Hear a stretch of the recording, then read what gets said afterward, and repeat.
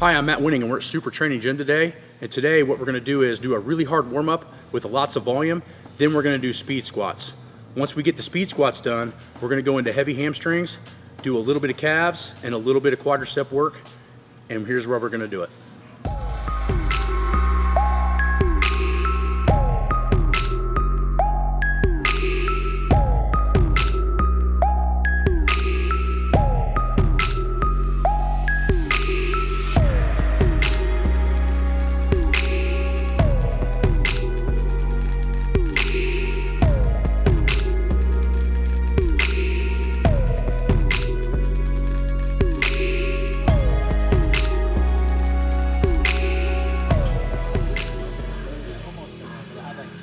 Yeah, the answer is if a box squat works for raw squats is yes and no. Yes, if you already have a solid base of raw squatting and you keep raw squatting in your cycle a pretty good amount the rest or for the entire part of the year. So what I did to hit my best pinnacle raw squats was I would box squat low, box squat medium, free squat.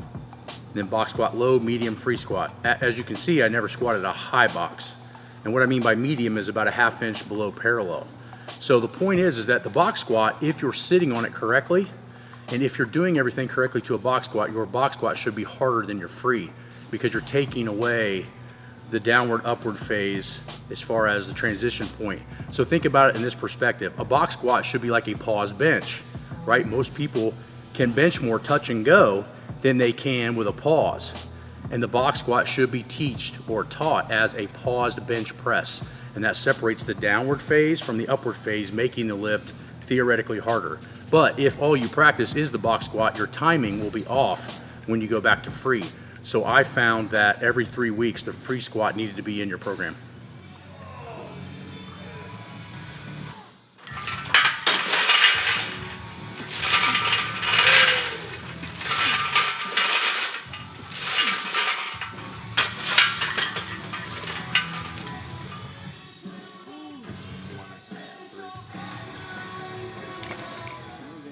Try that 500 again. A couple weeks. Next weekend. Is there a meet around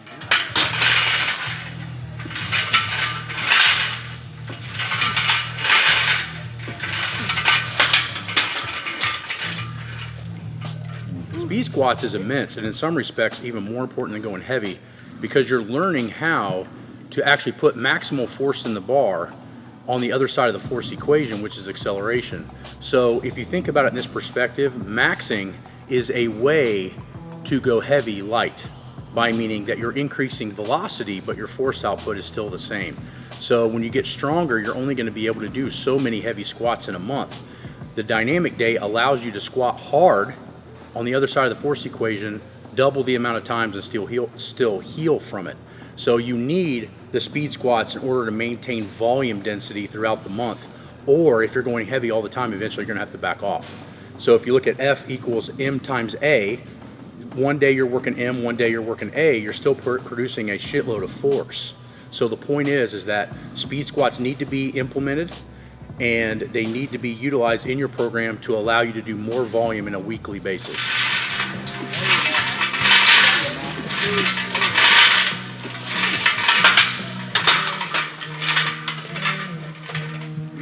Legs are so strong, you're being a little lazy with your back. Yeah. I think that the reason I use my hamstrings is because I'm using my quads at a very hard rate as well. Most people, when they squat, they're gonna go to one of their stronger muscle groups, whereas you look at a guy like Mark or me or any advanced squatter, we use each muscle synergistically throughout the entire lift to do exactly what it's supposed to do. Box squatting is a leg curl. Turn sideways so they can see your shins. Right here. When she sits on here, her shin's going to be passed straight up and down. See that? The only way she can get up is to pull with her heels. It's a leg curl. Now let people think, how many people ever heard it said that? No one, right? So what Louis calls kind of leg curling off the box or whatever that may be, what it actually is that you're using all muscles in synchronicity. And that means that the quad and the hamstring are both doing their due diligence.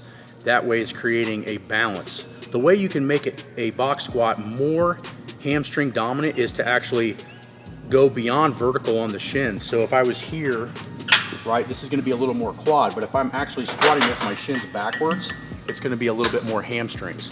A great lifter to look at that for is Chuck Vogelpool. He might have been one of the only guys that I've ever seen their hamstrings was just as stronger than their quadriceps.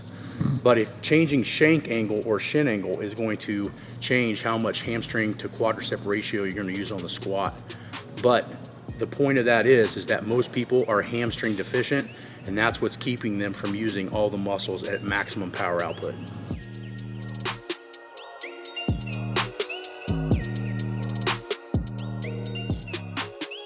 To put it in line, I would go belt squats 1, then box squats 2. That way they can learn to stay tight at the bottom, and then free squats 3. So if I was in a perfect world and under no time constraint, I would teach somebody how to belt squat from the hips down, master pushing out and sitting back. Then once they're proficient with that, we go into a box squat so that they feel like they have something sort of comfortability sitting down to a box. And then once they're comfortable with that, we go full free squat.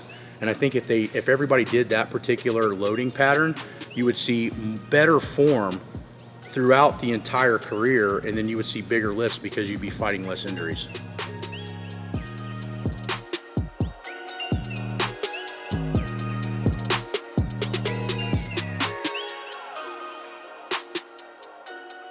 So today, we went through a pretty intensive warm-up. We used close to 400 pounds on the belt squat for sets of 25, reverse hypers to stretch the back out after a drive from Oregon, and then we did leg curls to make sure that the hamstrings were warmed up and potentiated. Then we went over to the camber bar. We used 120 pounds of chain and worked up to 325 in weight. Did about 4 or 5 sets for speed for triples. Once we got done with that, we hit some heavy hamstrings. The point was, is if you heard me say hamstrings twice, and Mark Bell also commented on how much hamstrings I use to squat. That balances out the quadricep and also takes the pressure off the back. Therefore, I was able to get out of an 8-hour car ride and still have an effective workout while also fixing my posture.